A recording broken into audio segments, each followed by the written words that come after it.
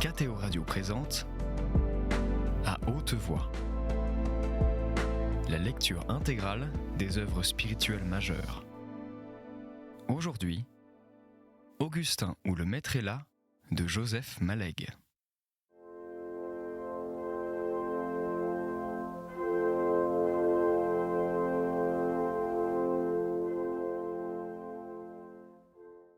Augustin pressentit d'étranges jours.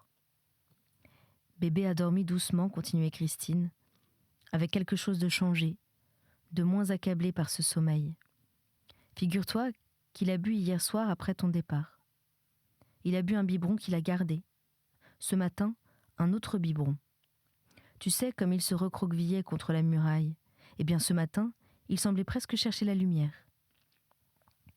Puis, rencontrant les yeux de son frère et toute l'affection qu'il contenait, elle montra cette brusquerie sentimentale qui la caractérisait, ces explosions longtemps contenues, éclatant enfin devant une tendresse. Mon Dieu, que tout cela finisse, oh mon Dieu. Qui avait raison?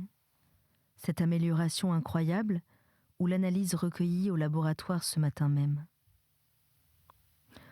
Augustin s'en redisait les termes: lymphocytose, présence du bacille de Koch, et le commentaire restreint et inexorable essuyé pendant la première partie de cet interminable retour.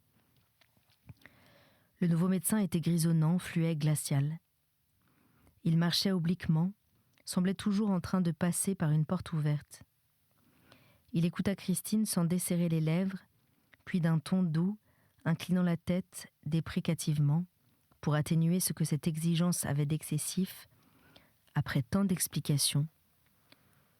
Voyons le petit malade.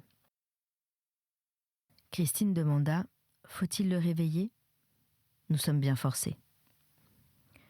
Le nouveau venu fit les gestes de l'autre, introduction de la main sous la nuque, soulèvement du buste, petit jeu devant les yeux, tout rite maintenant sorti du mystère médical, associé pour toujours à leur sens mortel. Dans son bain, continuait Christine, il est resté d'une souplesse naturelle comme autrefois. Seulement sa maigreur est extrême, il a presque fondu, pauvre petit. Tournée vers le petit garçon, elle répétait les gestes gracieux d'avant la maladie, quand elle lui faisait plaisamment « non, non », en hochant la tête et plissant les yeux. C'est alors que bébé, à son tour, sourit d'un petit sourire pâle et faible, plein de bonne volonté. Je veux bien montrer mon plaisir d'être dans tes bras. Je veux bien te sourire, du profond abîme où lentement je retourne. Puis le visage blanc revint à son grave rêve inintelligible. Devant Christine, le nouveau médecin convint d'une certaine amélioration, mais la nia ensuite devant Augustin. Ces rémissions, monsieur, sont malheureusement classiques. La seule chose à faire est d'empêcher cet enfant de trop souffrir et de préparer sa mère. Puis ce retour sur soi, si naturel aux médecins et dont les parents s'étonnent toujours. Nous autres, consultants de cas désespérés, notre position est très difficile. Nous ne pouvons refuser de venir, ce serait inhumain. Et nous savons ces voyages si vains. C'était autour de lui, évidemment, de son déplacement à 100 kilomètres, de sa position en deuxième juridiction, que tout tournait pour le moment. Mais quoi? Cet homme disait ce qu'il devait dire, et ne pouvait rien de plus. Augustin le précéda chez sa mère, tandis qu'il parlait à Christine. Le buste dressé contre une pile d'oreillers, la vieille femme respirait difficilement, tous ses efforts concentrés dans cette occupation laborieuse. Oh, il ne fallait pas me mener l'autre. Celui d'ici suffisait bien, il ne fallait pas. Il va prendre plus cher. Le prix sera presque le même. Oh, il ne sera pas le même. Puis, craignant de ne pas paraître assez reconnaissante, « Viens m'embrasser, mon chéri. Tu as pensé à ta vieille mère? Elle sera bientôt guérie, comme autrefois. Ne parle pas inutilement. Ne t'occupe de rien pendant 5 ou 6 jours. Nous sommes en train de soigner le petit qui va mieux. »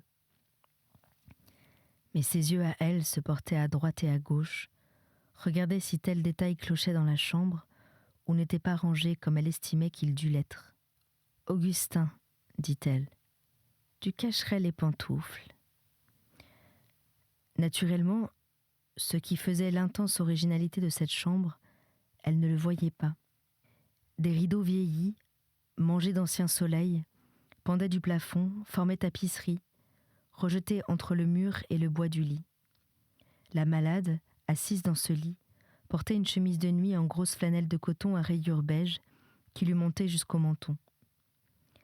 Un chapelet à grains énormes de la taille d'une noix, disposé en cœur stylisé, décorait le fond du lit. Le crucifix pendait à la pointe inférieure de ce cœur. Un second crucifix en bois brun, vulgaire, bon marché, un crucifix de mission, s'appliquait contre le mur face au lit. Une image du Sacré-Cœur, dans un cadre de bois peint en noir, dominait la porte. On ne la voyait qu'en sortant. Même, alors, l'œil s'arrêtait plutôt sur une autre image de métal d'un identique Sacré-Cœur, clouée à même la porte, avec la devise « Instaurer le règne du Christ dans cette maison ». Les autres murs exposaient des cadres semblablement peints en noir, une Notre-Dame de Lourdes coloriée, populaire, une assez belle et ancienne gravure sur bois de Sainte Thérèse. Un tableau bizarre, aquarelle de facture enfantine, représentait des sortes de violettes autour desquelles on lisait en une calligraphie de primaire et une encre ocrée par le temps « Bonne fête, Notre-Dame de la Font-Sainte, septembre 1882 ». D'autres images de piété, noires, coloriées, dentelées, rassemblées au hasard de 1000 circonstances, en une période de 30 années, pendaient par des épingles un peu partout. Cette naïve surabondance de garnitures pieuses, Augustin n'en remarquait plus la pauvreté singulière et vieillotte au bout de 2 ou 3 jours. Mais, devant une venue de médecins, elles lui semblèrent d'un tel dépouillement, d'une telle candeur de sœurs converses, qu'elles en étaient comme rejetées hors de la vie contemporaine, dans un recul de plus de 50 ans. Tous les meubles, sortis d'un atelier de menuiserie cantonale, bien avant l'époque des grands magasins, avaient été lancés dans le monde à un moment imprécisable de l'ancien temps. On ne lui avait rien acheté lors de son mariage. Qu'aïeules, quelques vieilles tantes de grands domaines avaient déversé sur elle ces meubles meublants d'une hérédité rustique. Le lit, la commode, la forte armoire de paysanne riche, la table de nuit, portant déjà les fioles des maladies, une autre table en bois blanc couverte d'une serviette, avec pot à eau et cuvette en faïence blanche. Un rond de papier jauni découpé pour le tuyau d'un poêle absent, masquait un trou dans le tablier de la cheminée. Pas de pendule sur cette cheminée, mais une statue de la Sainte Vierge en plâtre, entre 2 beaux chandeliers de cuivre ciselé, d'un Louis XVI très net, encore que provincial et lourd.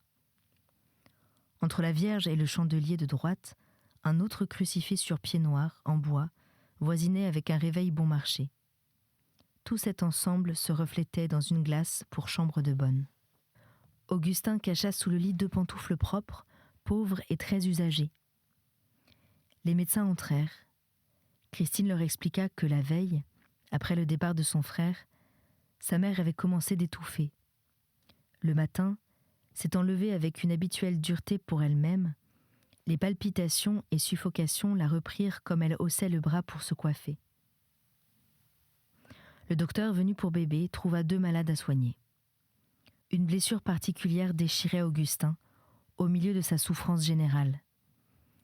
C'était toujours la même chose. Jamais il ne s'ajustait exactement à ce qu'il aimait.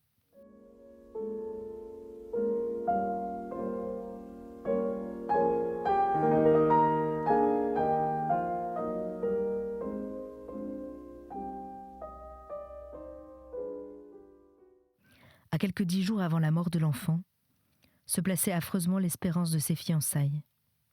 De même, pendant qu'il descendait au flanc des gorges hier soir, la pensée pleine des récits de l'abbé, devant lui l'immensité lunaire et la noble forêt, sa mère, ici, commençait de souffrir, et sa sœur voyageait d'un malade à l'autre au milieu de la nuit. Le médecin, mince et grisonnant, maintenait un perpétuel clin de paupières et pinçait les lèvres, écoutant les mots murmurés par le confrère du Cantal, vieille hyposystolique, surmenage émotion. Christine avait ses yeux immenses et cernés des jours de grande fatigue. On entendait très loin dans la campagne le ronflement d'une machine à battre. Le docteur étranger mit l'oreille et les mains un peu partout sur cette poitrine, tandis qu'au-dessus de sa calvitie distinguée, cerclée de cheveux gris bien peignés, faiblement parfumés, la vieille femme continuait d'ouvrir sa bouche bleue pour procéder au travail de la respiration. On découvrit les pieds, les jambes qu'Augustin s'émut de trouver très gonflées. Christine rebordait soigneusement les couvertures. Le médecin regarda dans la table de nuit, demandant « Y a-t-il longtemps que ces urines n'ont pas été vidées ?» Enfin, d'une voix froide, extrêmement polie, ayant l'air d'offrir des excuses aux assistants, à son confrère, à la malade, « Nous ne dérangerons pas davantage, Madame Méridier. »« C'est vous, monsieur, qui avez été bien bon de vous déranger, dit-elle, haletant. »« Pardon ? Comment ?» fit le médecin qui saisit mal. Comprenant soudain que cette pauvre vieille femme pensait être aimable et reconnaissante, il eut un sympathique sourire dans ces mêmes tons froids. Tandis qu'il se retirait pour s'entretenir, selon l'usage, Augustin revint avec Christine vers la salle à manger. « La pendule n'est pas en retard ?» demanda-t-il. Après tout, n'est-ce pas ? N'importe quelle question était bonne. Il suffisait d'y mettre une tranquillité naturelle. Il était donc indifférent qu'on parlât d'une pendule en retard, de ceci, de cela, ou d'autre chose, ou même de la machine qui battait dans les champs. Il sentait à plein sa grande fatigue. Les mots vacillaient en lui, ainsi que les idées. Il décida qu'il prendrait quelques drogues pour dormir, quand on serait à la nuit. Le médecin consultant changea la situation réciproque de ses deux jambes croisées. Il y a en quelque sorte deux traitements pour madame votre mère. Le traitement physique établi dans l'ordonnance que nous allons vous remettre et le traitement moral non moins important. Ses yeux tournaient autour de lui, cherchant où il avait pu mettre l'ordonnance, mais il finit par voir que son confrère la pliait. Non moins important, son cœur cède, il touche à sa fin.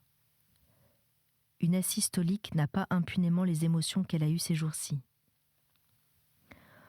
Augustin s'imaginait voir un assemblage de vapeurs orageuses d'où la vérité sortait par tragiques éclairs. Il dut faire effort pour écouter purement et simplement les explications. Pour elle, continuait le médecin avec un certain choix d'expression, la formule classique est la suivante. Pas d'autre mouvement du cœur que les mouvements strictement indispensables de la vie. Avec le régime et le traitement, peut-être aurons-nous la chance de voir passer la crise. Je dis peut-être. Cette vie dépend des précautions morales que vous prendrez. Les opinions absolues ne sont jamais vraies, mais faites comme si elles l'étaient. Il se leva, ce qui le fit paraître plus petit. Augustin avait de nouveau senti passer le mensonge. Il se leva aussi, le remercia, lui demanda le chiffre de ses honoraires. 1000 francs, dit-il d'une voix faible et distincte. Reconduit jusqu'à la rue, il sortit avec son air de toujours se couler par une porte entr'ouverte, mince, bien mis, funèbre. Augustin remonta l'escalier lentement, comme si la lenteur de sa marche empêchait de s'évaporer quelque réflexion profonde qui eût occupé en ce moment son âme. En réalité, il se bornait à penser qu'il lui faudrait changer de chambre, peut-être coucher dans la salle à manger. Comme il mettait sa main sur le vieux bouton usé qui tournait presque jusqu'au bout de sa révolution avant de dégager la peine, le premier déferlement du désespoir le saisit là, sur place. Comment venu, tout seul, lentement gonflé, comme une goutte d'eau tombant d'un robinet, pendant les réflexions profondes et creuses de l'escalier, ou devant ces vieilles choses matérielles, l'escalier, la rampe, le pêne, qui resteraient les mêmes dans le bouleversement de tout, qui continueraient leur vie de pauvres choses affectueuses, quand la maison serait hideusement vide de toutes les présences bien-aimées. Cela vint comme un tourbillon et passa aussi vite, parce qu'Augustin vit un urgent devoir d'en arracher sa pensée. Il fallait voir clair, agir net, dans toute la partie du traitement où il était possible d'agir. Toutes ces réflexions n'avaient pas grand sens. Telles quelles, cependant, déversant sur lui leur charge d'énergie, elles étaient bonnes. Il s'y accrochait. Comme il entrait chez la malade, il distingua d'avec la voix habituelle de Christine d'autres mots familiers et étranges, des mots interrompus, sifflés, coupés de prises d'air. C'était la nouvelle manière dont parlait sa mère. « Ils sont partis, fit-il d'un ton calme et naturel. Je suis content de te l'avoir amené. » Il a confirmé tout le traitement de l'autre, indiqué le temps approximatif que tu mettrais à te remettre. « Combien a-t-il pris ?»« Oh, pas plus que pour bébé seul, » dit Augustin paisiblement. « Sa course en voiture et 100 de francs en plus. Laisse, maman, repose-toi, ne t'inquiète pas. » Elle avait à portée de sa main une petite sonnette de salle à manger qu'il se rappela avoir vue autrefois. Quand ils furent tous deux seuls, sa sœur et lui. « Qu'ont-ils dit de bébé ?» demanda Christine. Sa voix était précise, décidée, presque une voix d'affaire. Si l'émotion se voyait, c'était au tremblement des lèvres. Mais il n'élevait les yeux que jusqu'à ses mains, qui s'étreignaient. « Il n'y a qu'à continuer, fit-il, très calme. Il ne dort pas en ce moment. Il n'est plus couché en oreille, en demi-cercle. Il est détendu, il me regarde. » Elle proposait toutes ces descriptions partielles comme si leur total eût signifié convalescence. Elle dit même « Pendant que vous parliez, figure-toi qu'il m'a souri encore une fois. »« Dis-moi, Christine, » fit soudain Augustin. « Maman a souffert toute la nuit, qui l'a veillée. Mais moi, naturellement. »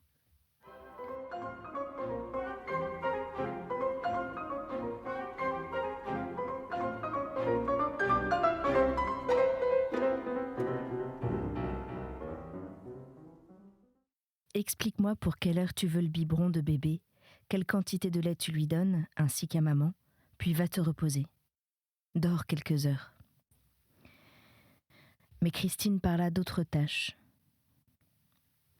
Je voudrais transporter dans la salle à manger le berceau de bébé et un lit. En laissant ouverte la chambre de maman, je pourrais à la fois veiller maman et bébé. Augustin dit qu'il y avait pensé lui-même. Cependant, la solution de Christine était meilleure. « Je me serais fait aider par la grosse Marie, » continua-t-elle. « Mais nous tombons mal. Imagine-toi qu'elle est fiancée. Oui, elle vient de me l'apprendre. À un garçon boucher expéditeur ou quelque chose de la sorte. À eux deux, ils prendront en outre le débit de marchand de vin où elle sert, les dimanches et jours de marché. » Augustin ricana, fit « Pouh !» Ils avaient autre chose à faire qu'à s'occuper de ce mariage grotesque. Il imagina en fiancée l'énorme femme, lui mit sur le dos la robe blanche des mariages, recommença de faire « Pouh !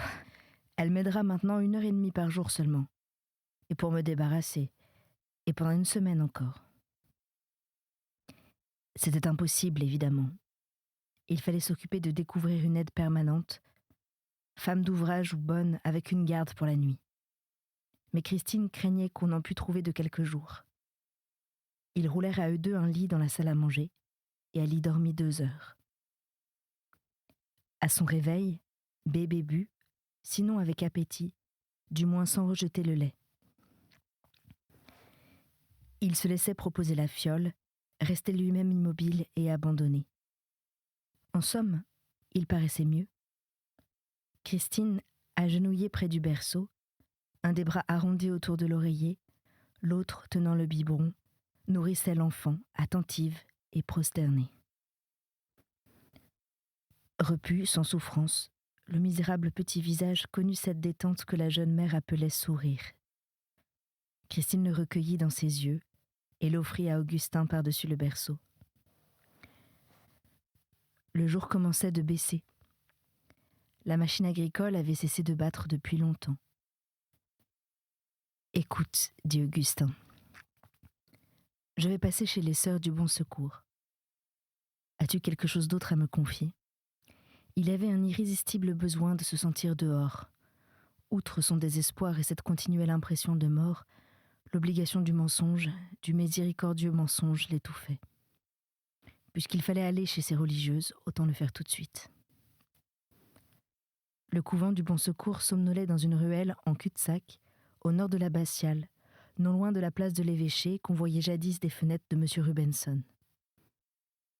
C'était une congrégation de gardes malades qui se recrutait presque exclusivement dans la petite demi-bourgeoisie et la classe paysanne. Un ordre simple, un peu rustique, rappelant l'abbé en pluie. Admis dans un parloir prodigieusement ciré, Augustin feuilleta 10 minutes un recueil de photographies de Notre-Dame de Lourdes, revit d'un air distrait le paysage classique, le buisson des cierges, la rangée des béquilles suspendues, la triple église, sa rampe d'accès, et le plâtre bleu, blanc et or sur le rocher célèbre. L'album n'ayant plus de secret pour lui, il se leva, conduisit vers la muraille des pieds précautionneux et des jambes perpendiculaires. Une sorte de gravure de propagande se trouvait là, intitulée « Lisez, méditez ». Et au-dessous, en caractères de plus en plus gros, comme chez les oculistes, « Éternité, éternité, éternité ». Des bruits de conversation traversaient une porte fermée. Augustin s'en retourna vers Lourdes. Il se constatait en un état d'anxiété complexe et continue. La supérieure parut enfin, et ce furent les paroles que Christine craignait. Non, il n'y avait pas pour le moment de sœurs disponibles. Elles sont trop demandées. Il y a trop de malades. Peut-être, quand il y en aurait, elle fit un vague geste de promesse. Augustin la trouva dure, commune, administrative et soupçonneuse. Elle imitait probablement quelques commis de bureau qui avaient dû l'impressionner.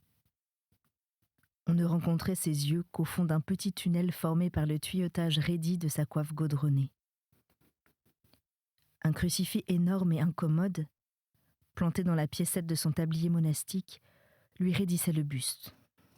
Tout à coup, il entendit avec stupeur des mots pleins de pitié. « Il vous faudrait bien quelqu'un, pauvre monsieur. Je vais chercher, et si je ne trouve pas de sœur, je trouverai quelqu'un d'autre. » Il vit alors ce qu'il n'avait pas bien vu.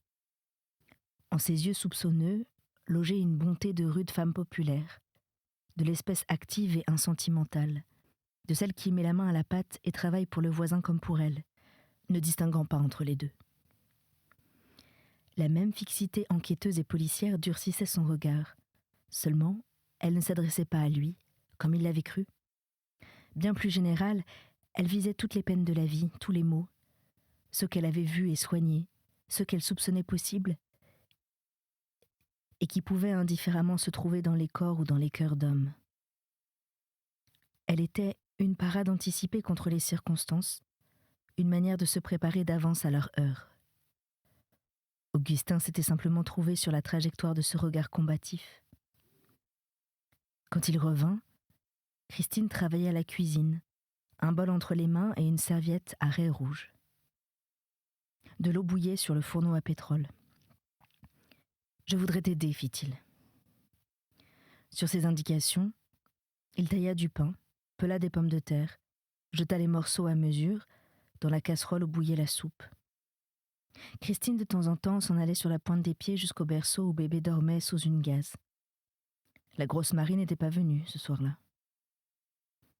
Ils dînèrent dans la cuisine. L'assiette de Christine était à un bout de la table, près du fourneau à pétrole. Christine expliquait. « Je t'ai mis un œuf à la coque, il est très frais. Il y a aussi une côtelette froide de midi. » Les choses continuaient leur petit train humble. Ils passèrent à l'eau leurs 4 assiettes, leurs 2 verres, les fourchettes. On ne savait à quelle heure la grosse Marie pourrait venir demain. Ils échangeaient quelques mots ternes, parlaient de litres de lait, de Strophondus, comptaient le nombre de crises identiques que leur vieille mère avait faites déjà. Dans cette existence désorganisée, l'activité de Madame Méridier manquait brusquement, comme toutes les choses dont on ne se rend compte qu'en face du trou creusé à leur place. Augustin se sentait brisé d'angoisse, d'inconfort, de remords et de pauvreté. Longtemps à l'avance, il eût dû penser aux maladies possibles, ne pas laisser les siens à la merci d'une femme d'ouvrage, les installer autrement. Il avait préféré s'attendrir sur de savoureux ébionismes évangéliques. Toujours la même chose. Lorsqu'on peut voir, on ne regarde pas. Lorsqu'on regarde, Il est trop tard. Ils trouvèrent la malade inquiète, absorbée. Elle multipliait les questions de détail. Si Christine avait bien su préparer le dîner comme il fallait, avec quel morceau de viande? Si elle ne s'était pas trompée de café? Elle faisait tss, ajoutait quand on n'est pas là. Elle demanda si Marie pouvait revenir et combien de jours, si le boulanger connaissait d'autres femmes d'ouvrage et si on était allé le voir. Elle se rassura un peu qu'Augustin y eût pensé. Elle avait l'air changée, tourmentée, assombrie. D'innombrables préoccupations minuscules pesaient sur elle. Que cela tombe mal, mon Dieu. Aux réponses de Christine, elle répliquait « Ce n'est pas cela qu'il eût fallu ». Elle reparla aussi à Augustin de l'argent de son voyage, de ce qu'avait pris le médecin. Elle manifestait pour d'infimes détails une anxiété pénible à voir et qu'on ne lui connaissait pas quand elle allait bien. Puis elle se tut quelques minutes. Après quoi, elle limita ses questions à la santé de bébé, s'il avait bu, s'il avait vomi, ou rendu, comme elle disait. Elle parut satisfaite des bonnes nouvelles et ferma les yeux. C'était À haute voix, une émission de KTO Radio. Aujourd'hui, Augustin ou le maître est là de Joseph Malègue. Lecture, Anne-Céline Pellarini. Captation et réalisation, Aymeric Plouinec et Thibaut Dagalier. Une émission disponible en podcast sur ktoradio.com et sur l'application KTO Radio.